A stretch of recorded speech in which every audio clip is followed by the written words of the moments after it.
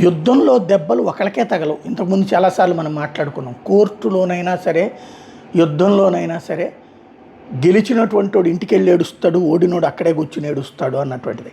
ఎందుకంటే ఇద్దరికీ నష్టం ఉంటుంది. ఒకళ్ళకి ఎక్కువ నష్టం, ఒకళ్ళకి తక్కువ నష్టం. ప్రస్తుతం ఇరాన్కి సంబంధించి వరుసపెట్టి దాడులు చేస్తున్నటువంటి ఇజ్రాయెల్కి ఓ పక్కన దెబ్బ తగులుతూనే ఉంది.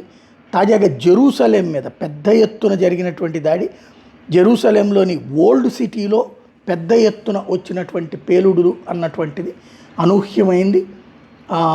ఎక్కడి నుంచి వచ్చింది అంటే ఓ పక్కన ఐరన్ డోములు పెట్టుకుని రకరకాలైనటువంటి ఎక్విప్మెంట్ చేతిలో పెట్టుకున్నా సరే పెను విధ్వంసం జరుగుతుంది అన్నటువంటి విషయం స్పష్టంగా కనబడుతోంది.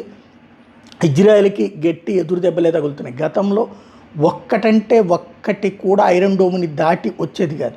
ఇప్పుడు కనీసం ఒక 10% ఐరన్ డోమ్ని దాటుకుని వస్తున్నాయి. అలాంటి టెక్నాలజీ వాళ్ళు సాధించడం అన్నటువంటిది కీలకం. అదే సందర్భంలో ఆ టెక్నాలజీని గ్రహించలేకపోవటం ఇటు వీళ్ళకి సంబంధించినటువంటి సమస్య.